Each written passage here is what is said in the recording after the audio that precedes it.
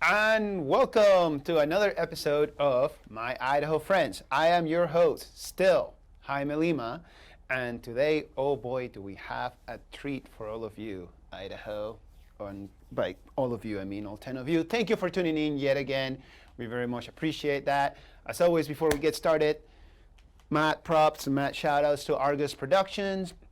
Thank you guys for letting me come over here and have the conversations with the people about the things, because that is what we do.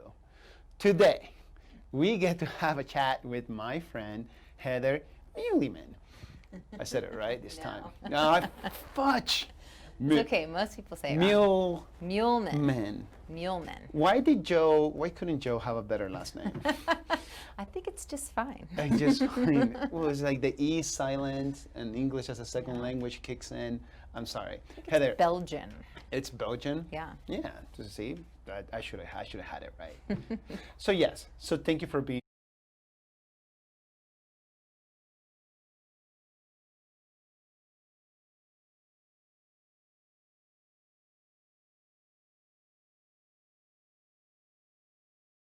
from Meriwether Cider. You don't have to. I am. Would you like some? Sure, I'll have a little bit. Okay. I'm going to do this one. You Can should. I pour my own? You can pour your own. Is that something a guest can do? Because you're an independent woman. You don't need no man to tell you what to do. Right. I don't know. Sure. I don't know why I did that.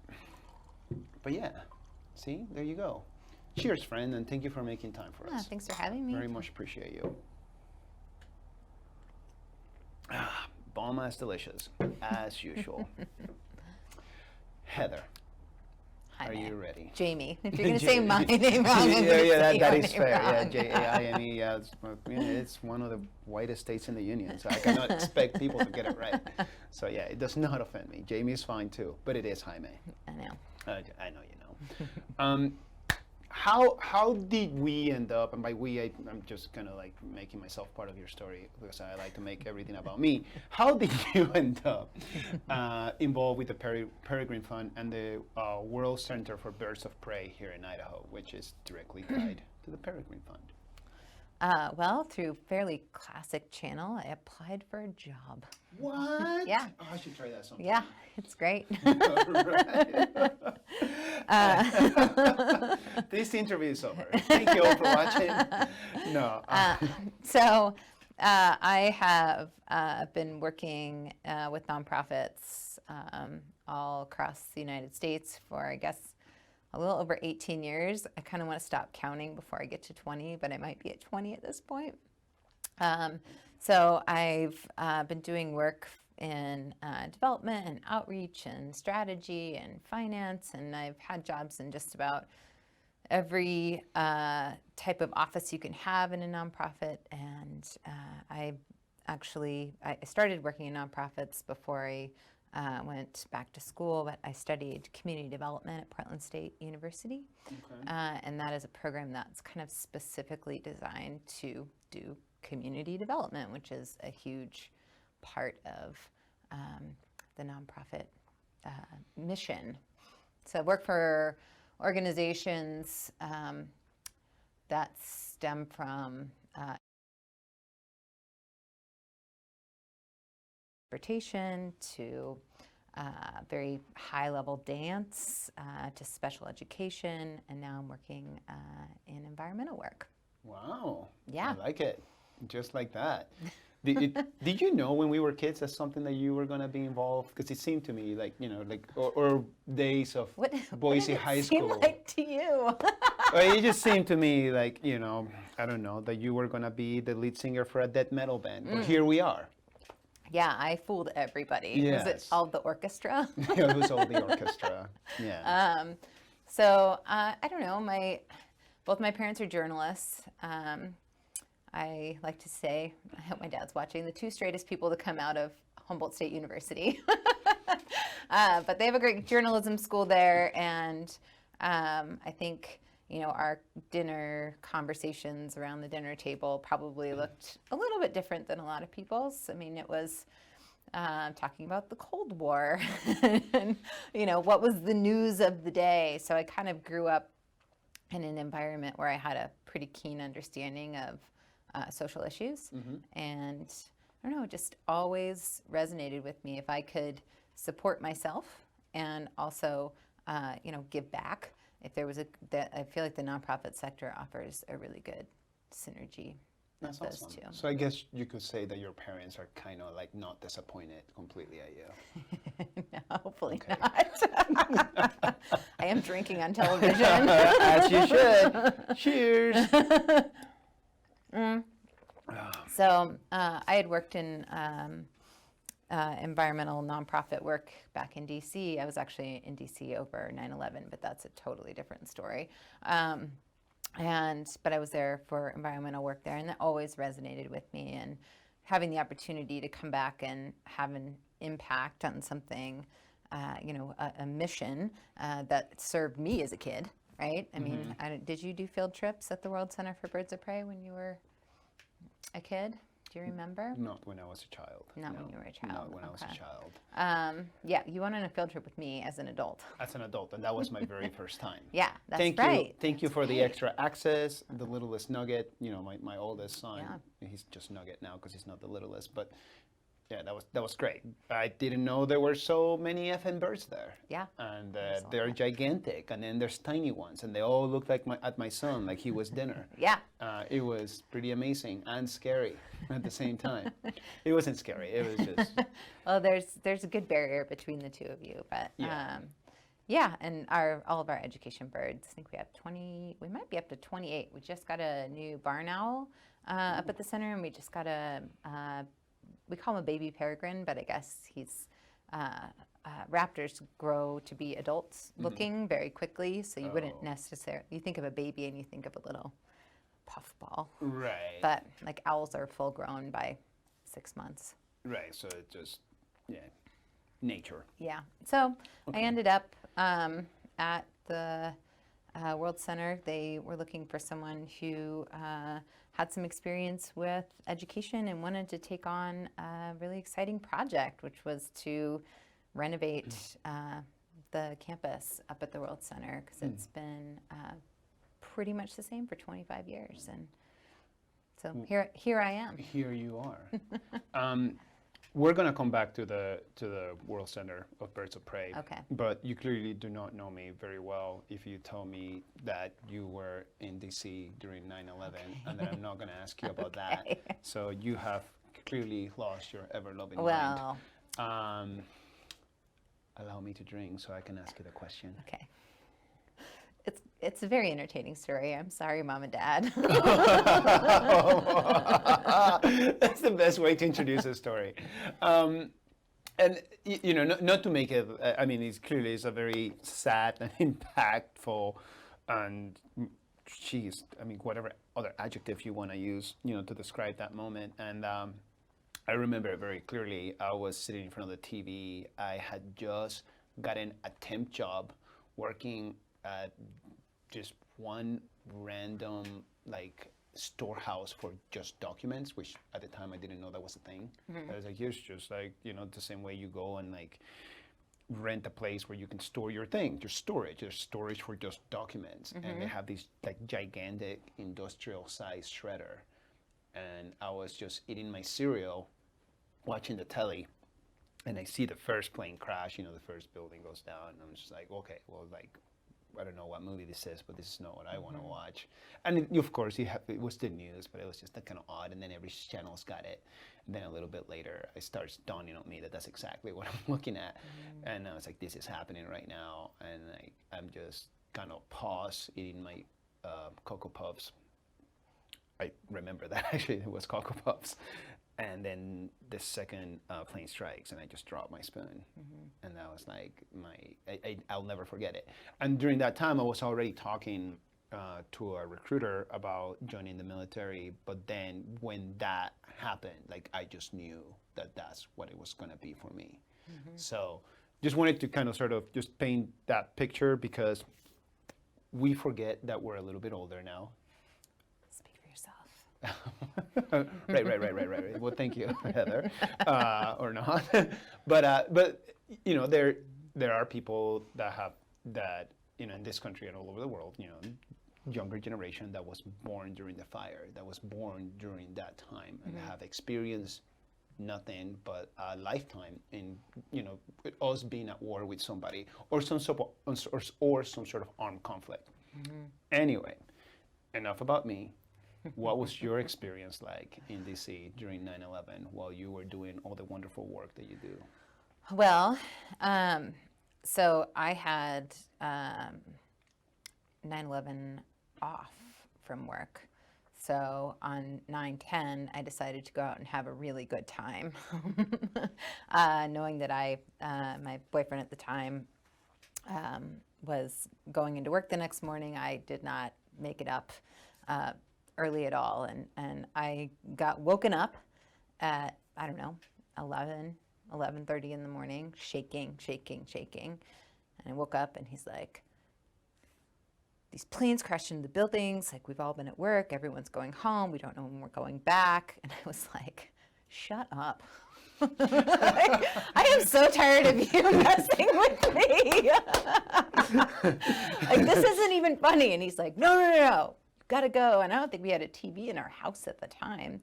We lived with a bunch of folks that I worked with. And then I think we turned on the radio or something. And they had been at work all morning, just of course. Yeah. And it sunk in as soon as I heard it, and then was able to see it. And then, of course, the Pentagon was also a target that got hit. Yeah. So it was pretty wild. I moved there only about 3 or 4 months before it happened, and I was on a year contract. And I flew out of BWI in Baltimore a week after because I was coming back to surprise my dad for his birthday. And it was just like sprawled out. I think there were like 10 people on the plane, but I remember there were just big tanks hiding under bushes, and like Georgetown just looked like it was this like hidden war zone where, things could kind of come out of the woodwork at any second. I remember, some sort of weapon about this tall, about 3 or 4 folks at the airport, and from the time you walk in the front door to the time that you get on your plane. And it was just it totally changed. You get emails every day. It's like, don't ride the blue line. There's a bomb on the blue line. I mean, it's just like you just lived kind of in this state of unknowing. No, right. And I actually, over the years, I met people who were in DC, during the time that happened, people, that lived in New York during the time that happened, people that have been affected directly, loved ones, friends who were in the towers when it all went down. But very few times do I actually have a conversation about somebody here within like my Idaho friends, that had like an outside of Idaho experience, because not all of us get the chance to leave town and and do like awesome sauce type things somewhere else and see the world and see the rest of our beautiful country. Yeah. So, anyways, just thank you for sharing that. That was really neat. That was really cool. And of course, it's a bit of a dark side of the moon type story. But at the same time, I think it's important. There was no way that I wasn't going to ask you about that. Once you said that, it's like you lost your. Well, it was such a part of that experience. I mean, it totally changed everything. Right. So. I mean, I remember here, like all of a sudden, it's like you're grounded. Like nobody's flying in, nobody's flying out. A lot of people, we're like so far away here in Idaho, we don't have to worry about it. And then all of a sudden everybody's thinking, well, what do we have in Idaho Falls, and what do we store there? And, and if you're from Idaho and you don't know that, then you just need to go find yourself. Look it up. Seriously. What's the nearby town? I actually drove by recently. In Arco? Arco, the first atomic city. Yeah. Okay, so listen up, Idaho. If you do not know about the first atomic city ever, you're missing out. It's maybe like 2.5 hour drive? Yeah, it's the south side of the Lost River Range. Yeah, and it's like just this tiny little thing, and if you blink, you miss it. Yeah. But it's awesome. It's just something completely out of like a book or a video game or something along those lines. Yeah. You have to say video game now. Everybody plays video games. Heather, just get with it. I don't say video games. I saw you were gonna roll your eyes. I could feel you all the way over here. Like, stop it. So, anyways, there's or younger millennials and Generation Z. They gotta know. Totally. But super cool. Check it out if you haven't, and then you get to learn more about what it is that we're talking about on that side of our state. It's awesome. It is. At least I think I forget so. what their mascot is, but it's something related to like the high school mascot there is like, I don't know, it's like a lightning rod. I don't know. Yeah. It has something to do, but the whole like the little, it's just a cute little old town. Yeah, it's with like the you spend movie like theater. you spend like a Friday or just like just want to do like no, excuse me, like a Saturday drive. You want to do something really different. You want to man. go climb Mount Bora. I have done that. You know, I Have did you? that. I did that with you remember Joe Florco, Joseph Florco? We went to high school with him. It doesn't Right. matter, whatever. I don't want to embarrass him. But like him and I did that. Gosh, we were like 19 years old, and it was intense. Was it harder than you thought? Well, no, because I was 19. Right. When I was 19, I'm like, like God's gift to the world, or whatever deity you believed on. So I was like, yeah, let's do this. And of course he's really interesting. So him and Ryan, wait, you remember Ryan? So they set a record like a year or two after that. They must have been like 20 or 21. I think they were 20. And they were the two youngest unsupported team to reach the summit of Mount Denali. Really? Yeah, fun fact, right? That's pretty crazy. And gosh, I should have them over here to talk about that story. Boom! Next episode. But, well, not next one, because next one is Brittany Lockhart now. Oh, yeah. Previously, Brittany Oh, yeah. Rosenthal, from I know her. United Way. Yeah, She's great. She is pretty great. So we'll have her tomorrow. Actually, we're doing what? 2 episodes this week. Boom! Yeah, I know. Work is slow. Keep the seat warm for you, Brittany. Oh, there you go. But no, yeah. Ryan and Joe like set this unprecedented record for Mount Denali, and they were not even 21. They were not even like they were not even drinking beers.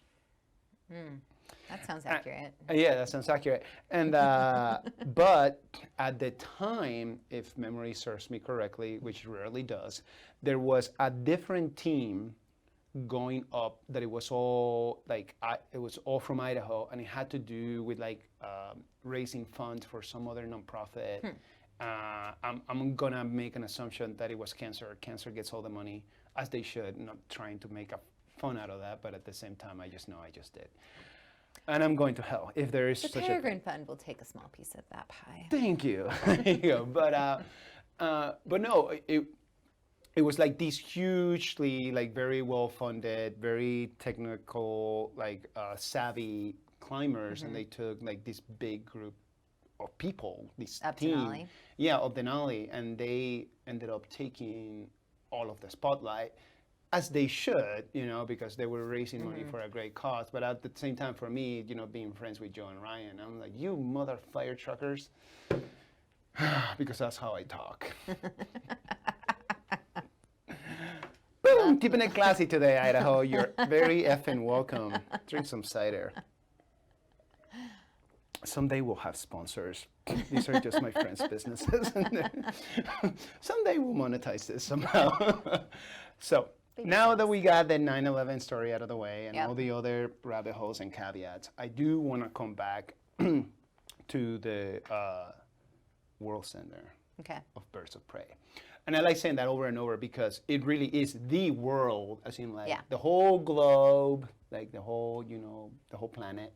And it's a big effing deal, and a lot of people don't know and understand that.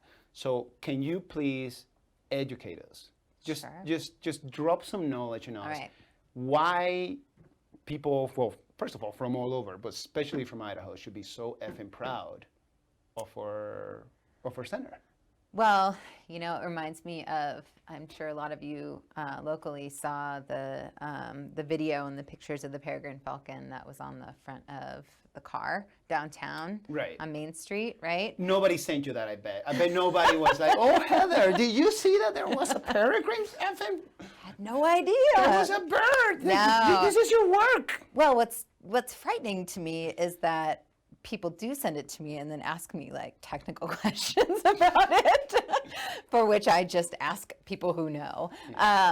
So we do have a pair of nesting peregrines up on the CenturyLink building, and they've been there for a long time. But the Peregrine Fund, I mean, that is, I think there was something special about the connection in that that piece with that peregrine. I mean, he was on the hood of her car. He was engaging with her. I guess I'm assuming it's a he.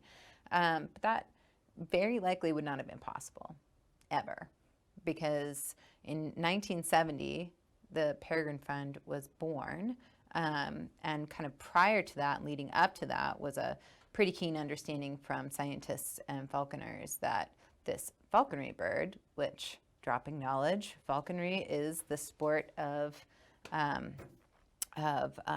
hunting with a falcon, right? It's effing awesome. The peregrine is the fastest animal on the planet, faster than the cheetah, which a lot of people don't know either.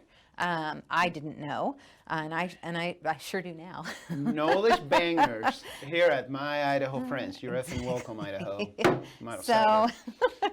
So the Tom Cade is one of our founder, and there was a team of scientists who saw that there were not very many peregrines left in North America, and they set out to do something about it. So they started studying this, and actually, I think in 1970, there were these two fourth grade boys somewhere back east that heard what Dr. Cade and these other scientists were doing, and they wanted to help.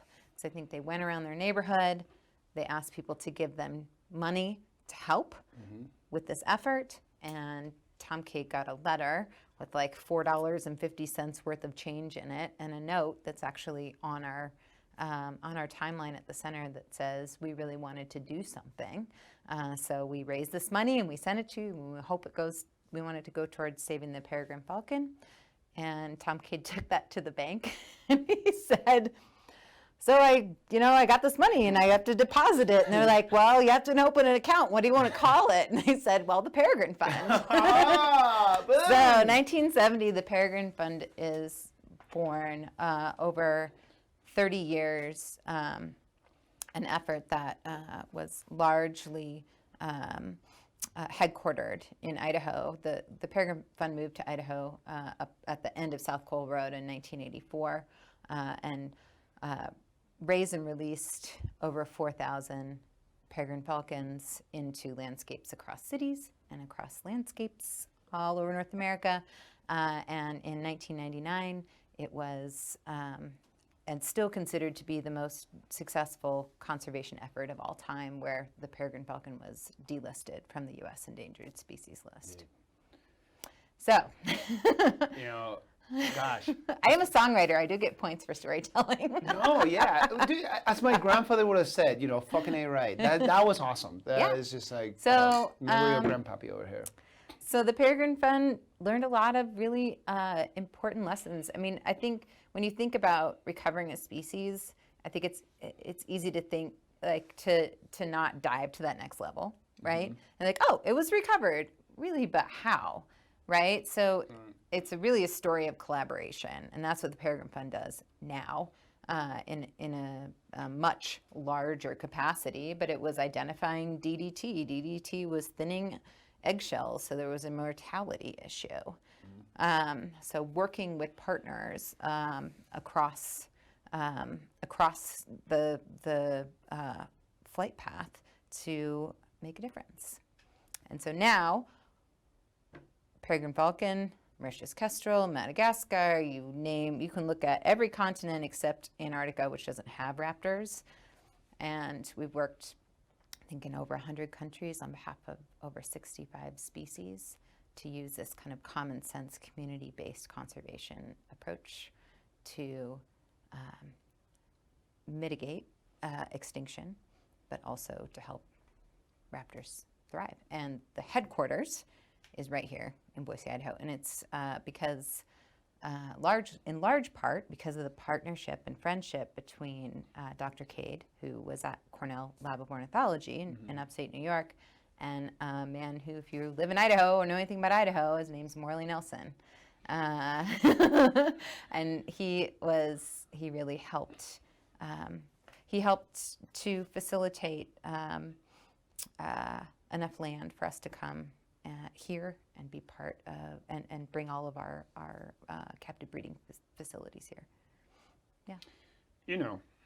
During this time where you're getting nothing but like news about squirrels with the bubonic plague, because that shit wants to make a comeback now because 2020.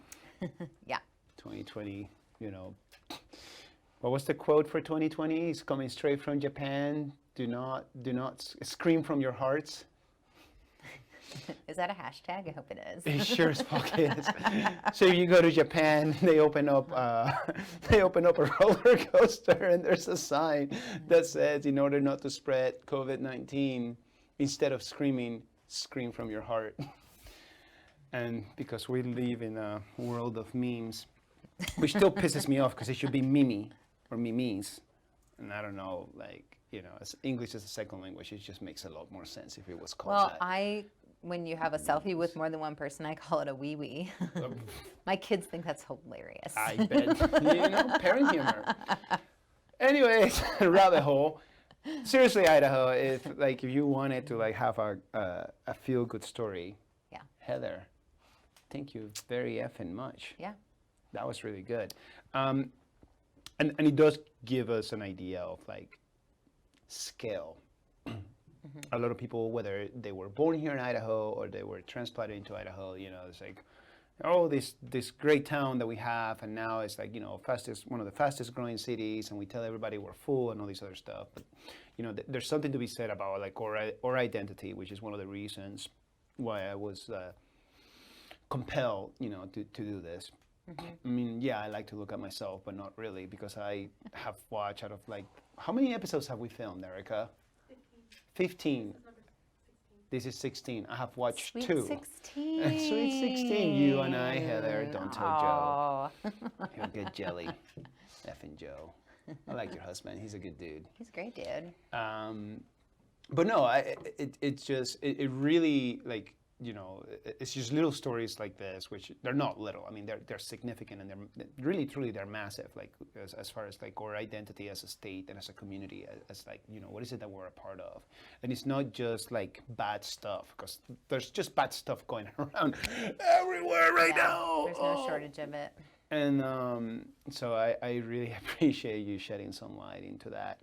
Now, your work specifically with the Peregrine Fund, you know, what is that voodoo that you do so well? You know, they were like, okay, we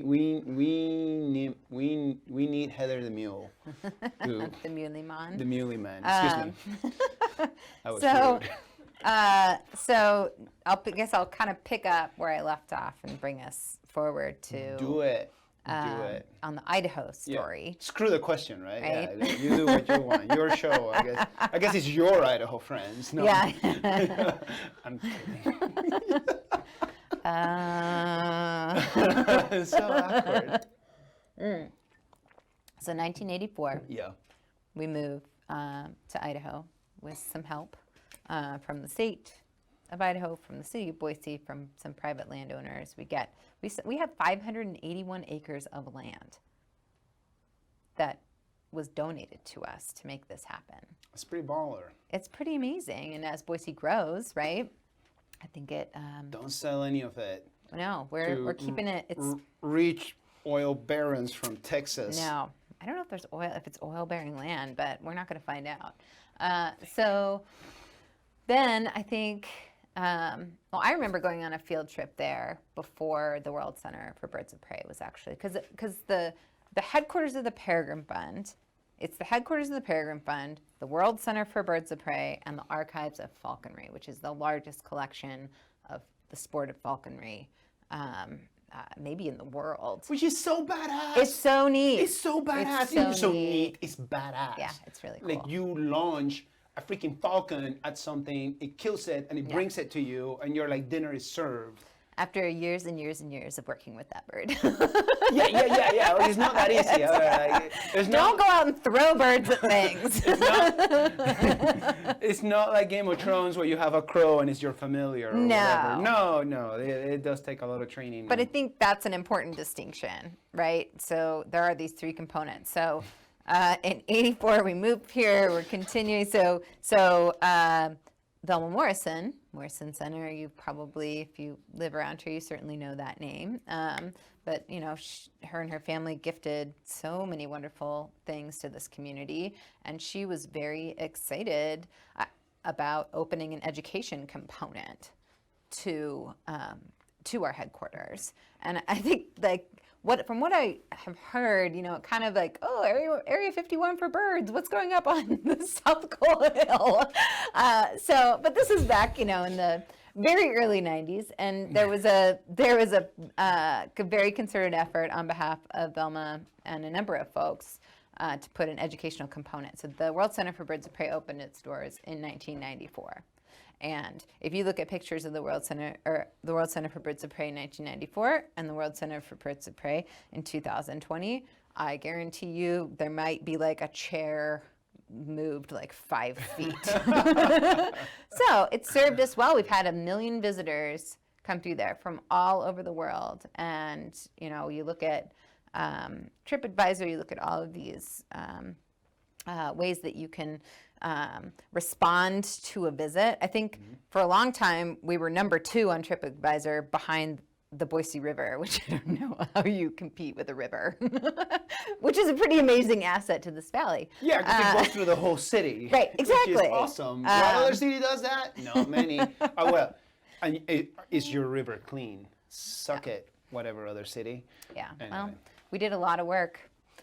So to make it that way, it didn't used to be that way. Yeah, it didn't used to be that way. But don't tell that to the people, Heather. Well, it's one of the stories. So let's look. So my primary work was to come in and revision the World Center for Birds of Prey campus for the next 25 or 30 years, which turns out is no small task because first of all, you're standing on the heels of giants who have like saved species all over the world. These amazing scientists who have done just phenomenal things beyond my wildest dreams of ever accomplishing in many respects. And you have this facility that has served so many people, and it needs to not have a Band-Aid. It needs to grow. It needs to evolve. It needs to address, all sorts of issues, capacity issues. A year and a half ago, we turned away like 1,800 kids on field trips because we don't have the capacity, because we have a classroom that's 50 kids, and that includes chaperones and teachers, right? So it just wasn't built for that. So my job is to come in and revision it, and it was an interesting process. I'm taking over in my monologue now. Oh, no, don't worry. You give me like 4 drinks There's more cider, and I'm going. There's more questions, Heather. You by all means. So, what does we've in the last since 2014 or 2015, we've grown by 65%. I think we just don't have the capacity. That clearly my glass has the capacity. Folks didn't see Erica in the background going like, I'm so sorry. So, as we grow, right now is not a great example because we're closed, but there's like a lot of folks are right now. But as we continue to grow and our trajectory is going up, how are we serving the needs and supporting like curriculum in classrooms for teachers for science education for the 5,000 to 10,000 kids that we want to see in the next, grow to see in the next few years? How do we continue to tell those stories of hope when in conservation, a lot of times what you see is that it's the last rhino, it's the last of this species. It's like this hopeless effort so we made a decision to not do that. We want to talk about hope, and we want to talk about collaboration and how when you work together with technology and business and partner with other organizations, you can actually make the kinds of changes that we all want to see, and you can do it in a way that doesn't all sales raise all. What is that saying? This is beautiful. Okay, great. Because I love science. Good. But I've been fucking them up since 1994, which is when I migrated here into this beautiful city of ours. You're on your own. Okay. It lifts all sails. Yeah, let's go with that.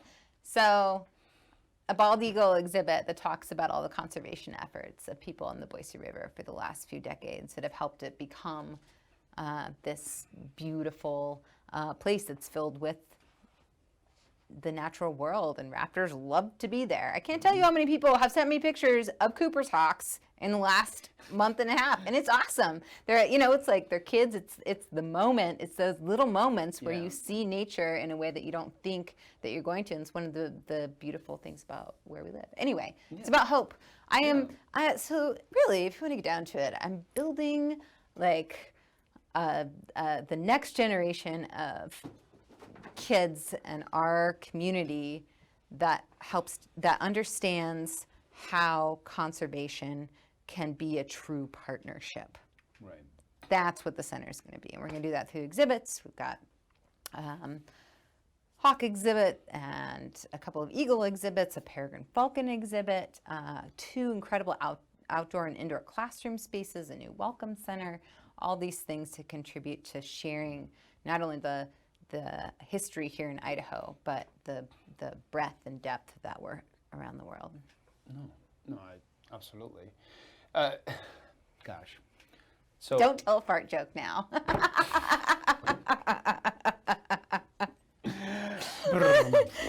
It's really cool. I love my job. No, and I love that you love your job because it reflects. When we came to see you, the littlest Nugget and I, known as only as Nugget now, and you were just about to give birth, like right then and there. Yes, it could have happened on our tour. You were massive in the most beautiful of ways. Thank you. You were pretty big, dude. Yeah, I know. I could barely walk. I certainly couldn't see my feet. Uriah and I were sitting there, it's like, Daddy, is she okay? And I'm like, yeah. Oh, it's so great to have a man talk about how crazy a woman must look when she's about to give birth. Dude, it was absolutely beautiful and amazing. Okay, as a father to 2 children, and like my wife, who I'm pretty sure she's the mom because I was there. Yeah. Certainty. Anywho, let's get back to the nitty-gritty of what we're trying to say here. No, but it was very obvious to me. So we had not gotten to hang out and reconnect in a long time. Mm-hmm. I had just transitioned, out of the service and moved back to Idaho after being gone for 12 years. And, to this day, I'm still grateful because we don't get together very often. Mm-hmm. But when we get together, we get to have some pretty awesome sauce conversations. Totally. So life is too short for some weak-ass friendships and freaking short talk. Listen to me, Idaho. Mm. That's what you need to do. Get yourself some freaking Heathers in your life and less Karens. Oh, I shouldn't have done that. Anyway, there's some cool Karens out there, but not for the most part. Mm. But yeah, but the thing is, like, everywhere we went, clearly you're not on the science side of the house, but you could have fooled me as being a subject matter expert. Talking about some condor, you had some condor game, We were hanging out with the owls, you dropped down some knowledge, it's like a real banger. It's just like, no, like this little fucker here, like it's like only in this area and nowhere else, and there's only so many, and here he is, so enjoy. And it was a very Jurassic Park-like experience. Okay, I'm not saying that you broke any rules, but like, the kid and I got to see some cool stuff along with your team and your staff, and it's just like you can see like the tremendous amount of work and the passion and to some extent probably even some sacrifice that goes into like keeping a place like that going and having it be what it actually is and what it's going to be. And when you say things along the lines, like 10 or 15 minutes ago that you got this, like all these giants were there before you and whatnot. Like, I have no doubt, Heather, that you're gonna be just effing fine because you're a beautiful, wonderful giant yourself. Especially when I'm 8 months pregnant. I'm sorry. I'm just kidding. Thank you. That was a compliment. I'm accepting it. Thank you. But it's true. No, and you're welcome. And I mean every second of it because like that experience, like for my kid and I to have like just like essentially a 2-on-1 with you, You know, it was great. Don't make it weird, Idaho. I see you. No, funny. How many cameras do we have? Which one is working, Erica? That one. Okay, fine. Well, I think, you know, in some respects, the Peregrine Fund being here is just such an Idaho thing in the first place, right? Because I feel like every time, for those of us that grew up here, you know, there's so many, they don't call it Gem State for nothing. There are gems all over the place. Some uncut, some shiny, right? But I think it's true. I think I you look agree. at Arca. I mean, you look at all these like little beautiful, just totally unique pockets here in the state, and we do really cool stuff. And you know, it's I moved back, so I lived in Portland for 12 years after being in DC, and I forgive you. I was going for 12 years. thank It's okay. you. And you know, it's interesting because I saw the writing on the wall. I saw the writing of, you know, this is transitioning to a kind of I think like so many, like we're a boomerang town, right? Yeah. People leave and they come back, and you see this over and over and over again. So this is by no means some sort of like unique experience, but I started to see that writing. I saw the, you know, everything, it was just a city, it was a town transitioning into a city, and I was ready to come back. And you know, you just kind of hit that line, I think, for a lot of folks that do that, where you recognize how good you had it and how many beautiful, wonderful little pockets. You can go on a hike and go park your car at the trailhead, and you're the only person parked there. Right, which is no. I just got back from Yellowstone last Wednesday. Right, so I know what you mean. Yeah. You know, and it was a wonderful, beautiful, awesome experience, and it was my first time there actually, and I should have gone visit long ago. But like, you can get something very similar, you know, outside of like, of course, bisons next to your car, and you know, geysers and things along those lines, and it's just majestic and beautiful and amazing. But without having to spend any money, you can be out in no time over at the river, or you can be out away hiking, away from like, you know, cell phone reception, which is not a bad thing. No. Idaho, get away sometime, unplug, do it for yourself, do it for your mental health. Shut it off. Just not my Idaho friends. Watch, subscribe, like the video, send us a shout out.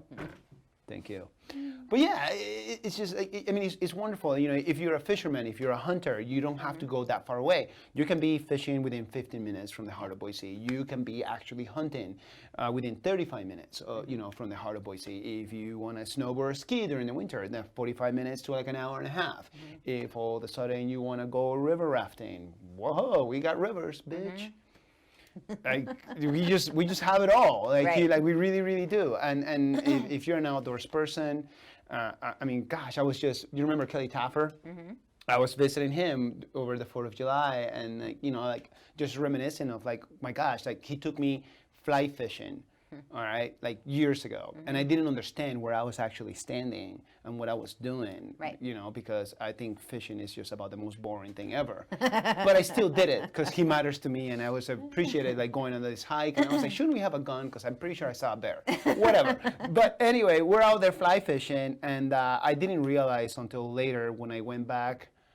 I forget if it was California or North Carolina, wherever else I was stationed out of, and people were like, wait, you were where? Like, you don't understand. Like, people Right. fly from all over the world to fly fish over there. And I'm like, why? You know, and it is absolutely beautiful and magnificent, but once I moved away, I realized what I had taken for granted so long, you know, Right. for so long.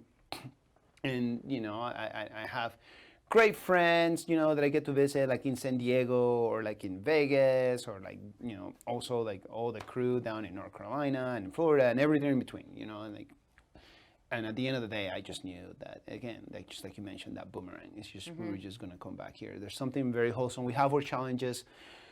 We have our black eyes.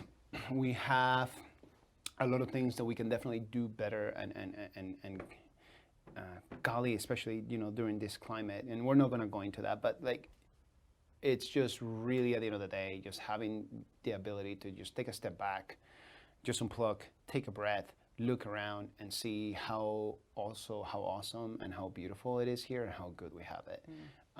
It's not perfect, and we can do better, and we will.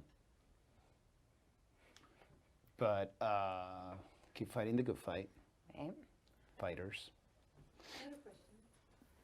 Is the Peregrine Fund have anything to do with like the Bethany Church? The Bethany Church Trail? Yeah. No, we don't. Or the Catherine Albertson. The birthday part? story? No. I see. This is the part where I've been there 2.5 years, so I don't have a full understanding on the more long-term projects and who's been brought in potentially to advise or offer specialization on. But we weren't. The Peregrine Fund was not kind of at the forefront of creating those spaces. So Yeah. I think you guys help to encompass the love of birds in Boise. Absolutely. There's a huge group of us. I'm putting these pictures of friends of mine that have. Yeah. I did not take these photos. Yeah, they're My friend beautiful. Trevor took them. I didn't see the one down here. That's a bald eagle? Yeah, that one's an eagle. Pass me the thing, man. The camera's over This here. is actually Jaime's friend, too, Trevor Atkinson. That is not a raptor. No. This is a full herd eagle. I feel like you guys have the same hair today. Totally. Yeah, I was gonna shave my head yesterday. It's But yeah, I definitely think so. I think, and as evidenced by, our education program, we do a lot of work. Well, we see a lot of kids and we work with a lot of educators on a long-term basis, right? So part of that process is going on a field trip. But we work with educators before that and kind of after the fact, and they're building curriculum. So a lot of times students will come through and like, who's been studying owls? Okay, who can answer that question? And there are teachers teaching math, science, English, writing with birds in the city of Boise, and a fair amount of them that have just been so inspired over the years. And I think what educators also get so much out of it is that there's no way in a classroom that you can bring science to life like you can when you go and watch free flight of a bird, right? yeah, and that's what I'm saying. It is very much like a Jurassic Park Right. type experience, Where no one dies. where no one dies and the dinosaurs are this small, so you get to see like. This small. Okay, well, actually, you see the really big ones. And it's actually kind of scary. My kid was just like, "What?" Like, Oh yeah. Like, Grayson, he was named by a local kiddo. He's a harpy eagle from Panama. I know somebody from there. You do know somebody from there. It's just me. He's the most powerful eagle in the world. His back talon is the size of a grizzly bear claw.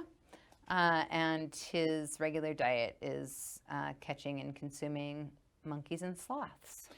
I recall when you guys had the campaign. So like, a 3-year-old or a 2-year-old looks Right. delicious. yeah, absolutely. I remember when. But like, they're completely safe. yes, they are safe, and they're not gonna break out. But I remember the campaign. It's like, oh, like, what are we gonna name him? And I was just like, I sent you a message, Yeah. like, hey, like, that's from where I'm from. Yeah. Those things, like, I actually never saw one when I was down there, but I remember Madeline, my wife, it's like, did you submit like a name? I'm like, yeah. Like, what did you put down? Pollo.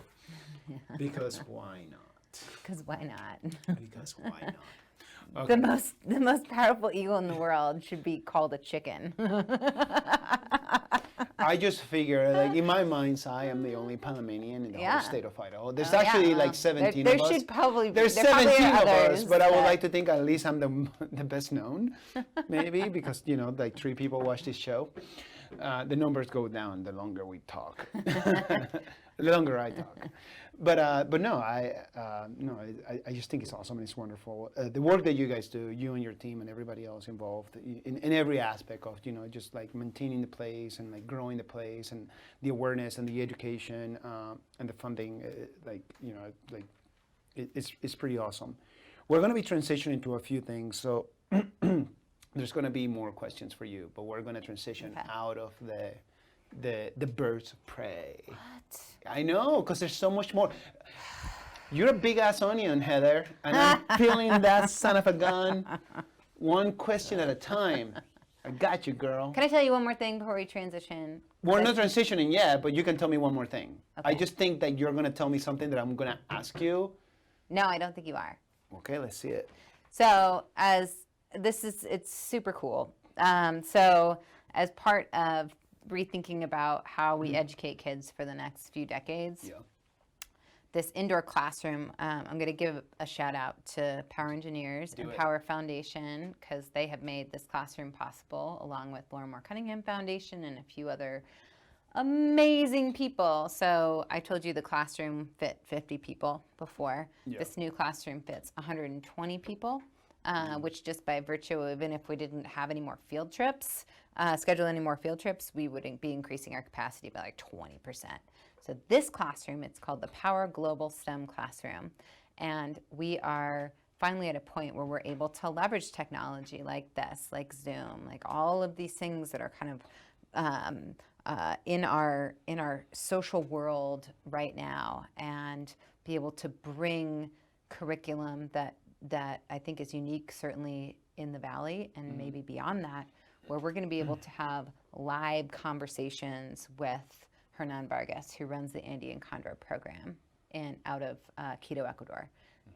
Live, face-to-face with a classroom of third graders from Garfield Elementary, having a conversation about conservation, having a conversation about what it's like to be in the field.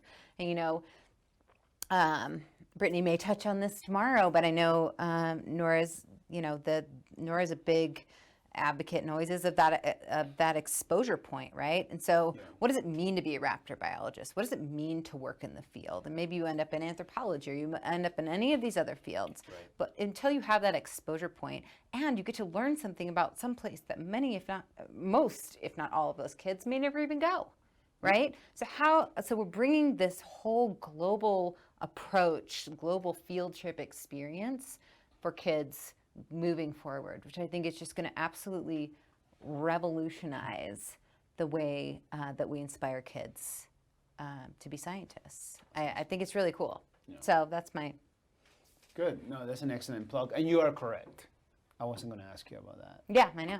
That's why I wanted to get it in there. But it's tied to it. It's tied to it. Okay. All right. So, yeah. So, and before we transition, because it's going to be, there's still more awesome content, Idaho. Yeah. Hang in there. Go make yourself a sandwich and be right back. Not that you're bored. or Your anything. dinner sandwich. I'm a PB&J kind of guy. That's what happens when you have kids. All right. So, Funcy. Yeah. Okay, fundraising. Tell us a little bit about that. I don't want to take away, any thunder, any lightning, fear of the storm. But if you will tell our viewers a little bit about that. Was it last year, or was it earlier this year? In which Earlier this year. Earlier this year, excuse me, before the Rona. So for those that are watching this show, Pre-Rona. like 20 years into the future, we're in a pandemic. It's happening. We're on day 1070, 15 of the whatever is As long as happening. you don't say star date, we're good. Oh, gosh. Because my Idaho friends, people are going to look back and say, yeah, we're going to learn some shit. But no, tell us a little bit about that, because it's incredibly important. Okay, a lot of different nonprofits are trying to be the one that are going to be supported by Funcy. So if you let us know just a tiny bit, what Funcy is, and how does that tie with you, because you and your team are directly responsible for being able to make this happen, and how it's going to benefit, the center, okay, the Peregrine Fund, and all these things, all these wonderful things you've been talking about. Yeah, so Funzy is, I believe, it's the longest running fundraiser that happens every other year since 76? 50 years. Yeah, 54 years, I believe. And they fund brick and mortar projects. So I think that put my Funzy hat on really quick. I think that they have given over $8 million to projects across the Treasure Valley. So chances are, if you drive around downtown, pretty much every block, there's a building that Funzy has helped support, right? So they're building Boise, they're building the Treasure Valley. We were up against some really stiff competition. It's a 2-year ordeal. That sounds negative. It's a 2-year opportunity where you. It's an opportunity, folks. Yes, and the World Center for Birds of Prey was selected as the sole beneficiary in early 2019. To raise, so then the board of Funzy, which is, 25, 30 people, I'm not sure how big it is right now, but all of those folks are active and engaged members in our community, and they go out and fundraise for this project. So it's gotten, we did a golf tournament, and then we had planned to do the Funzy Gala in May of 2020, which has now been postponed to May 7th, 2022. We already had like 500 tickets sold. So I think most of those folks are coming. So if you want a ticket, you might as well buy it now. Anyway, Isabel Bilbao, I believe, is the president right now. I do know, in fact, she is the president. And it's just an incredible organization of community members coming together to really make a long-term difference and through brick and mortar projects. So they're funding the Global Raptor Education Center, which really focuses on the Welcome Center and that first impression as you come through. Right now, we have about a 350 square foot gift shop that everybody comes through, and this will be an 1,800 square foot facility that tells our story and gives us the space to really help people sink into the depth and breadth of where they are as that initial walk through the door. And we'll have some things for sale. We'll have awesome volunteers that will greet you. We're working with a really amazing artist who did a bunch of curation for the Field Museum in Chicago to work on an original piece of art. Shout out to Greg Mercer. If he's out there watching, he could be. It's very exciting. He can, once this goes out on YouTube, he can most certainly watch it. Yeah. Because he'll subscribe. Totally. I'll send it to him. He'll be like, I said your name. You should. So we are technically super beneficiaries at this point. So we will, that gala has been moved and to a time that we feel is going to be safe. So it's exciting. And we're going to be breaking ground on, we're almost done with the classroom. The classroom will be complete in the next couple weeks. And then we're breaking ground on a number of other portions of it in the spring of 2021. I think Erica wants to say something. She does. I just want to know if they're postponing the golf tournament as well. I don't know the answer to that. I don't know if that's been determined, but I cannot speak to postponing or not postponing the golf tournament. Because I think it's scheduled to be in spring. It was scheduled to come the day after the gala. So. Oh, well, it's not happening then. I think if it does happen, it will happen, I think, probably in the spring. But don't hold me to that. Don't put the guest on the spot. If you'd like more information, go to info@funzy.org. Stop. I know that it's hard to schedule those kind of things because they could be up and then down, so that Right. might not be right. Well, They're posting it on the website even. I don't think it's been determined. Yeah. But that was one reason that, and we had a tremendous amount of discussion about this, in February and March of this year of how far we wanted to postpone the gala out. But, it's just, it seems irresponsible to, put 800 plus people in a room even in 2021. We just don't, right? So No, we thought I 2022 was going to be a safer bet, and so that's what And we I went. totally get it. But But it's an honor. We are elated to be the Fundsy, we're calling ourselves super beneficiaries. Super beneficiary, as you should. All right. Thank you for all of that. I really, really appreciate that. And now, everybody watching is probably thinking, oh my gosh, Jaime is finally going to shut the hell up and he's going to close the show. But you're wrong. You're wrong, Idaho. You're wrong again. Because guess what? My girl Heather, she's a songwriter. She doesn't like it when I call her a recording artist, yeah. but she does have an album out, so I don't care. We're gonna jam. We're gonna talk about your music. We're gonna talk about all these other things. So I was like, I was totally doing like The fighter, the UFC announcer, boxing announcer. Sorry, I talked over you. Yeah, I won't do no, that you're again. not sorry. And you will do it again. I have not. So no, I was going to say that I remember moving back, and then for those of you watching that live under a rock or perhaps happen to not be from Idaho, there's during the summer we have the Alive After Five concert series. Super fan of Live After 5. Super huge fan. My family, you know, the in-laws, the kids, like my children, you know, before they're even 2 years old, I've already been like through like 20 something concerts over the years, you know, before they're even 2.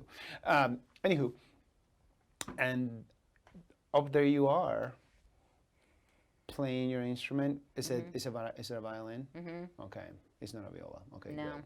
I said it right. It's a violin. And you're dropping them lyrics, you know, with the panhandles, okay, folk type music, Yep. and it was pretty rad. And I was just like, I know that girl, 'cause that's Heather. We went to school together. And then I was telling everybody, like, oh my gosh, look how cool she is. So I was just like, you know, out there. Exactly. So, you been playing with the panhandles for some time, and then very recently you also had, you know, your own album, which is absolutely awesome. Thank you. And it's pretty rad. And I want to now start talking about those kind of things. So This is where I get. this is where all of a sudden, like really now, like you go from like. Oh, I don't want to talk about my music. You go from alpha to like, no, like let's hide behind it's interesting. It's interesting because I don't necessarily know if I can explain why that is, but I think, you know, art is so personal. Right. And the fact that, you know, Lord only knows how I've been able to, like, you know, kind of create that space, and you do it in a non-verbal but full of expression way, and then to kind of like talk about it. And I'm happy to talk about it. But it's an interesting how you think about like your work. Like, I have so much passion for music, and I have so much passion for birds and conservation and education, and but ask away. You mean you're not going to talk over me and tell me a story before I ask you a question? You want to know the history of me playing music? Maybe not the history, but how Right. long have you been playing music, actually? Since it's my first language. I started playing violin when I was 3.5. Okay, that's cool. That means At least 15 years. that means my child is slacking Yeah. because he's about to turn 3 next week. I'm not saying I recommend that, but it was. I didn't pick the thing up at 3.5 and was like, I must play this. Teach me. But it all worked out fine. That's really cool. And you don't only play the violin; you play other things. I can play crappy guitar. I can play wonderful. crappy cello. I can play moderate viola. I am not going to let you do this in my show. You play music just effing fine. Oh, thank you. So I don't want like, we're just slightly above mediocre, Jaime. Yeah. You know me. And like, if you want, just put the link to my freaking YouTube channel. And like, no, like, you're pretty good, Heather. You're pretty good. Thanks. You're pretty awesome. And, you know, the proof is in the pudding. We're all a little bit heartbroken because Tree Fort I know. has been postponed for September of next year. Yep. And I understand where the decision comes from, and it's responsible. and we're just hoping, and I speak for all of us, not just here for my Idaho friends, for Argos Productions, that that everybody continues to support the arts here in Idaho, and then during this just incredibly challenging time, that everybody continues to be supportive of the festival. Yeah. I mean, it's a huge, and not just a huge influx of income, but we get to showcase, Idaho to like everybody else, and like the best parts of us too. Yeah. And it's gonna be missed. Yeah. Half circle back when you were performing at the Olympic last year. You didn't see me because you were busy performing. That place was packed. That was packed. It was packed. And you were dropping them lyrics. I was like, oh, that song's a banger. And it was just an absolute blast. And you think you know somebody, and like next thing you know, I see, Heather up there. Just. I mean, you were just showering everybody with your soul. That sounds weird, but it was pretty awesome. Like, because I've seen you perform before.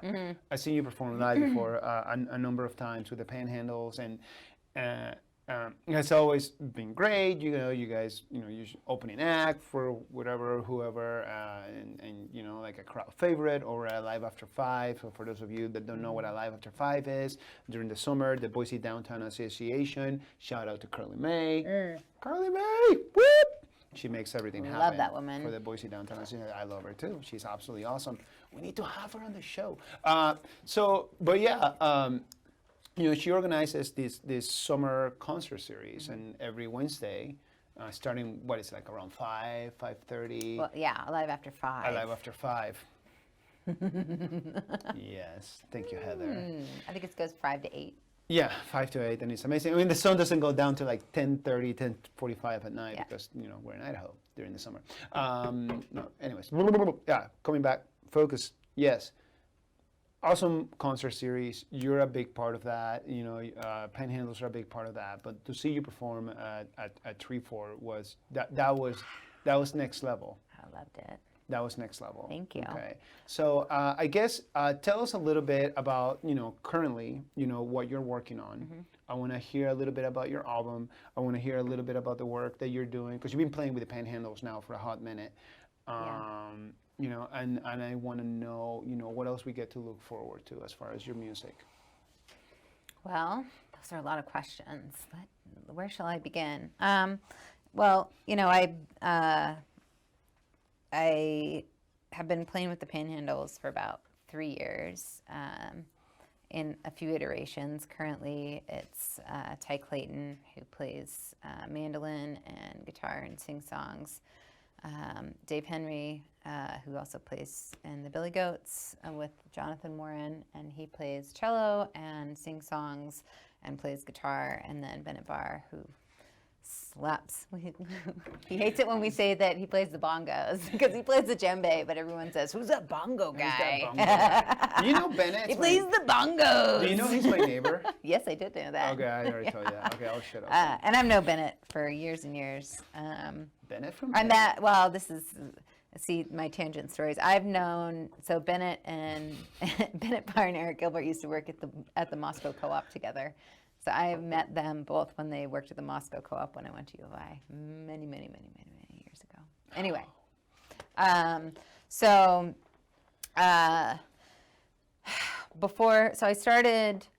played classical music all the way up through high school, and I did a short stint at U of I, and somebody at some party handed me a violin. They're like, "Let's play with these jazz musicians." And I was like, "Okay." And it was not good.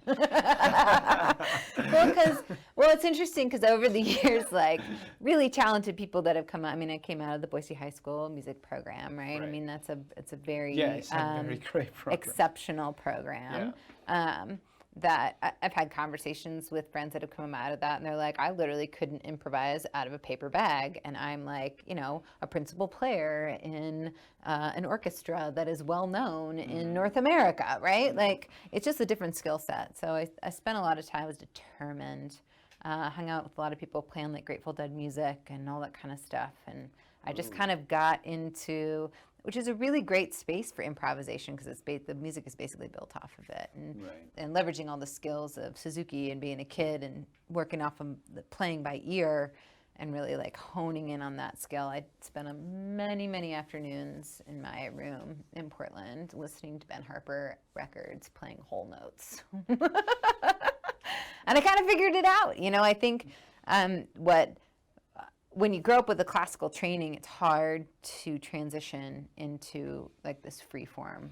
And you don't want to be totally free form, but into this like opportunity to explore music in a different way. I remember like the first band I was ever in Portland, I was not in for very long because I moved to DC, but I came to the first practice and they were like, Heather, you know, you're good, we want to have you in the band, but if you want to perform, you have to come to at least half of the practices. And I was just floored. I was like, in my world, in classical world, like if you don't show up to every practice or like you have an excused absence for one, you'll be considered marginally okay to play in the performance.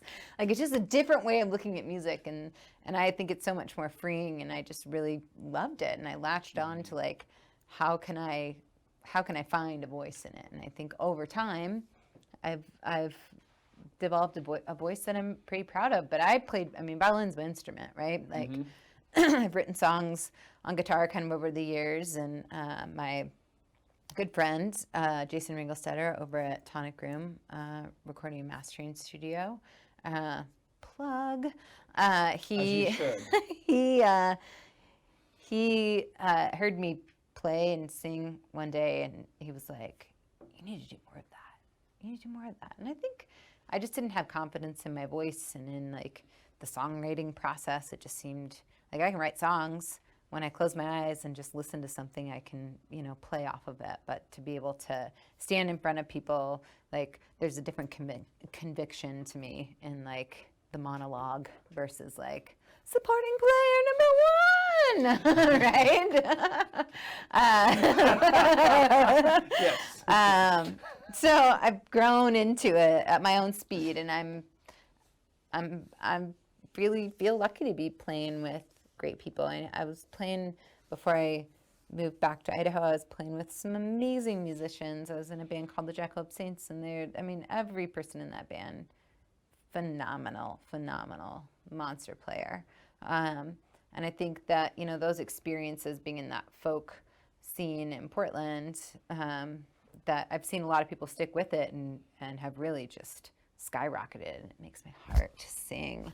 But, you know, for me, I took those lessons, and you know, for me, it's all about the relationship that you have with other people playing. It's really a communal experience, and so that's maybe why I'm like, I'm gonna talk about myself, but because it really is. You can't. I'm not going out and playing guitar and singing, except probably for you today. I don't do it that often, but I'm not diminishing. It's a whole lifetime, right? It's a lifetime of learning how to explore something where there's a level of discomfort, and there's also like extreme levels and levels upon levels of accomplishment. And I get that, because the only way that I could like communicate not only to you but also communicate to anybody that is watching is just and I just don't happen to have like a clip ready or anything. You don't have your harmonicas? I don't have my harmonicas with me, but I also, you know, do not have anything to present, you know, as far as like, I mean, that performance was that performance was legit. Thank you. And it wasn't just like one song, there was a number of them, but you taking over lyrics and just taking up the room, a super crazy crowded venue on, you know, and a rowdy one at that too, because that's kind of like the blessing and the curse of Treefort. There's no curse on Treefort, No. but like, you know, some of the venues is like you get in there and you're playing now like at 10:30, 11:30, and everybody has been drinking since like noon. I'm not projecting, and so people are gonna be a little loud. They're not necessarily gonna like sway with the music, and if they're gonna dance, they're gonna dance. But like people are having their silent conversations, and people are yelling and hollering, and people are just huge line to get their next drink and whatnot. But I bring that up because there were a number of artists that, like me showing up for the music, and I'm just a little bit older now, so I actually want to listen to the music. So then I can get home and go to sleep and then do it all over again. And you guys took over that room, and it was awesome. But I cannot demonstrate that. But you can demonstrate some I can little something. demonstrate that. See, because I just want people at home to just watch a few of the things that you're working on. You have your own album that came out. It's on Spotify because I have it on my playlist. Yeah, it's on Spotify. It's on Apple Music. It's on CD Baby. You can. I don't know. It's in lots of places. It's in lots of places. Well, on those for sure. Well, do you want to talk about the album really quick? Let's do it. Okay. Because eventually I'm going to ask you to play something. I know. But like before we get I'll there. play something for you after I tell you about the album. Because I was never Please do. do. In my wildest dreams did I think I was going to make an album of is my awesome. songs with my friends. And a studio album at that. And for those who are not familiar with the recording process, I'd always recorded like live or come in, like everybody's in the room and everyone's partitioned off enough where you're not going to get like you're going to have bleed, right? But you can mitigate that bleed with a good sound engineer. And like a tracked album is where you go in with every track and it's all clean, it's all manipulatable. But of course you don't want to make it sound auto-tuned, right? Like like finding the balance there. So I think Jason and Andrew Stensis over at LED like helped me finish like my first song that I felt good about playing in front of other people. I don't know. I literally wrote 9 songs and I put 9 songs on an album. And there you go. And that's what it is. It's called Ditch the Map. And Ditch the Map is the kind of that trajectory of what I was talking about before, which is like, you can't just go with what you know. You have to just like throw caution to the wind, and you have to be willing to be vulnerable in order to like do something like this. Right. Some Do you want me to? very, very cool storytelling. Some very cool, awesome, imagery as I listen to your music. Gosh, I don't want to butcher the name of the songs. Wheelbarrow Annie. About a real person. Yeah, there you go. That's fun and personal favorite for the kiddos and I, because it's cabin music. So when we're out at the lake, when I got the kids and we're out by the cabin, it's like it's hard not to play something like that. So it's pretty cool. Yeah, Wheelbarrow Annie, she was a miser. She was a loner, a miser who moved to Hell's Canyon and lived by herself, and everybody hated her. She was a real SOB. And so I'm reading some Idaho history books and came across this story, and I was like, oh my God, she sounds interesting. That seems like good fodder for a song. So I write this song. This is actually pretty funny, and amazing, and just how you never know what's going to happen when you put yourself out there, right? So put Wheelbarrow Annie out into the world as a single to start the whole album, and I get this random email months later that is like, my client is interested in talking to you about something that you wrote on your YouTube description for Wheelbarrow Annie. And I was like, what? That's a strange email. So finally, the woman contacted me directly, and she was Wheelbarrow Annie's granddaughter. And so she had found the song. And I was like, oh God. Of course, like the wash comes over you of like, did I do a bad job? Is she going to be like, what? Am I going to be offended? And she was like, oh, she was way worse. She was way worse than what you made her out to be. No question. Like she left her, this woman's father at like a relative's doorstep when he was 4, said she was going shopping, never came home. Like, yeah. So what's interesting is that she had all this money. Like she lived like she was destitute, and she had all this money, and there was like a fire one day at her place, and so someone was helping her come across the Snake River, and they like put their hand in a wrong box of like, crappy old shoes, and she just like smacked him, and see, there was like rolls of bills, rolls and rolls and rolls of bills. So who knows what Wheelbarrow Annie was up to, but apparently she was terrible. Terrible. But it's cool. It's Idaho history. I like writing songs about Idaho history. You know, there aren't that many of us to keep the culture going. That is true. we got to do our best. Yeah. No, And I've recently gotten to know Tracy Morrison better, who is doing a lot of this. I mean, she has documented so many amazing, not only Idaho historical figures, but just historical figures, and really worked on songs about women in the pioneer days and stuff. It's cool. It's got a purpose. Maybe that's like the nonprofit thing, right? Like you gotta hone in, and then you have to have something that is it's gotta be your why. So why am I doing this? And this is what propels everything else. Oh, that's pretty rad. Well, do you want me to play a song? I effing will love it. All right. Well, great. Okay, good. I brought my cheat sheet. So part of so don't. Are you gonna tell me not to judge you? Well, too late. I'm gonna play you a new song. Oh. That's not recorded, and I played it a couple times. I put a version out on my YouTube channel. If you want to check that out. Yeah. But and geez, sorry. It's quite alright. This is my father-in-law's guitar that was gifted to him when he was 8 years old. What? And some might say I commandeered it. What? Because it's awesome. Well, there you go. Does Joe play? Joe does play, and actually when we first started dating, he was trying to tell me about how he was a musician, and I was like, I'm a musician too. Oh.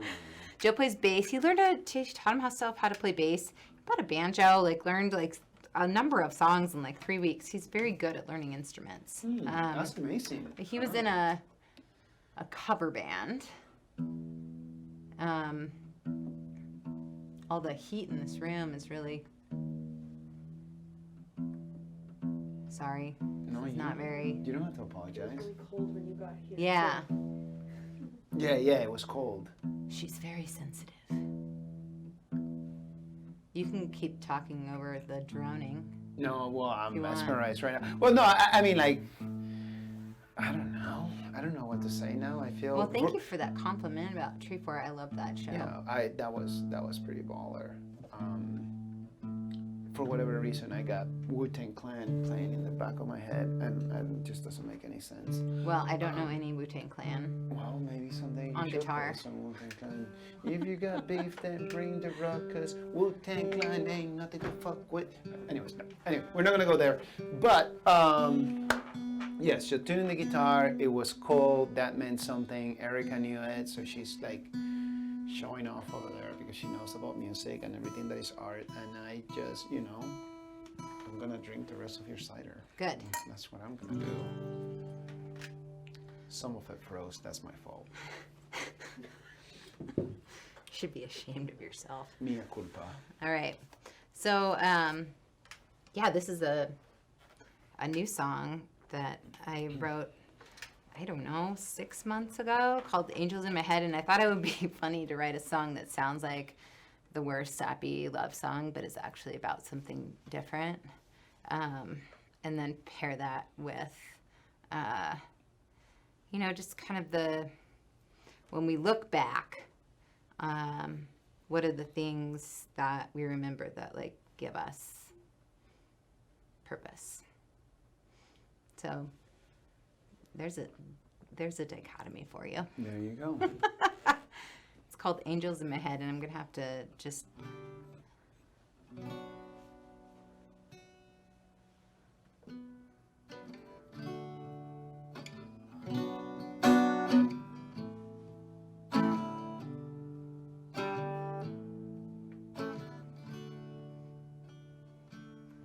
while I wrote you all those letters, and I sang you all those songs. Through it all, I thought we'd make it through the night. In the corners of my memory,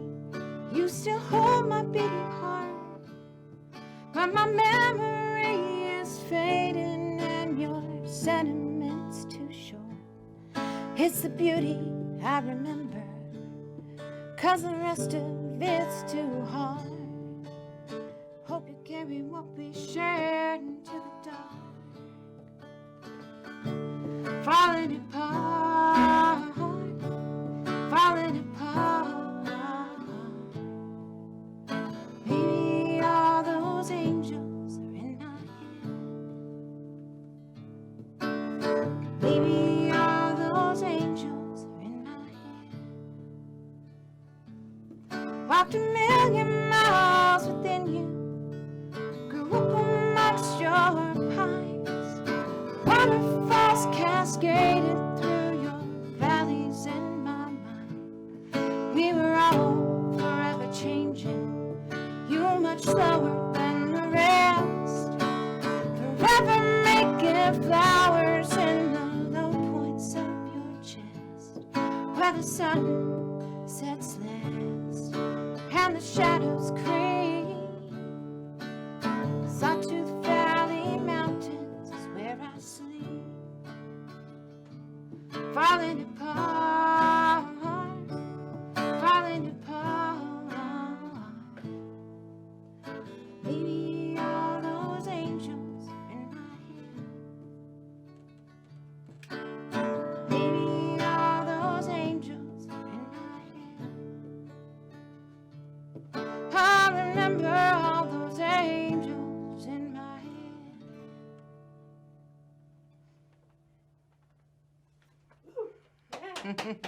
Accurate description. Cheesy love song into something you weren't expecting and reminiscing about the past. Well, Beautiful. that was awesome. Thank you so much for sharing your talent and your time and all the things with us. I gotta check in with the crew. Where are we at? Where are we at, my homies? It's 7:47. Oh, here we We've are. been talking. We have been talking for a bit, and it is what it is. Well, I think that is an amazing note to close our episode for today. Just the same way it started is the same way that I like to end. I would like to, express my undying gratitude to Argos Productions, to Justin and Erica for allowing me to be here in their studio and do this fun little project. Of course, it goes without saying, Heather, my friend, thank you so much. For you that are watching live, we will have this eventually on YouTube. It will be like about the next 5 to 7 days, and we'll have all the links for the Peregrine Fund, for the World Center for Birds of Prey, for your music, and just for anything else that you might want, as a matter of fact. Right. You just I'll make a let me know. list. You just make a list and we'll make it happen. For those of you that have watched this whole time, sorry that we lost track of time. I most certainly appreciate all of you tuning in. I know there's other things going on, but we do our very best just to bring you some content that perhaps is going to put a smile on your face, give you a little bit of hope, and get those warm, fuzzy feelings, right after you're leaving work and your commute and all those things. Again, thank you for supporting. When you check, if you enjoyed the content, please check us out on YouTube. Subscribe to our channel. Like the videos, give us feedback. You hate it, you love it, you want me to get rid of my accent. Everybody's been telling me that for several years, and here I am. You're anti-cider. It's not going to happen. Oh, then Don't just watch. Then just don't watch. We don't want you as a viewer at that time. And as always, Idaho, thank you for being awesome. Thank you for being great. Thank you for being you. Lots of stuff going on out there. Don't let it let you down. Don't let it keep you down. Do your best. Reach out to everybody. And when you get a chance, please get out there and be kind to somebody. Thank you so much for watching. We'll see you again, actually, tomorrow. Have a good night. Bye-bye.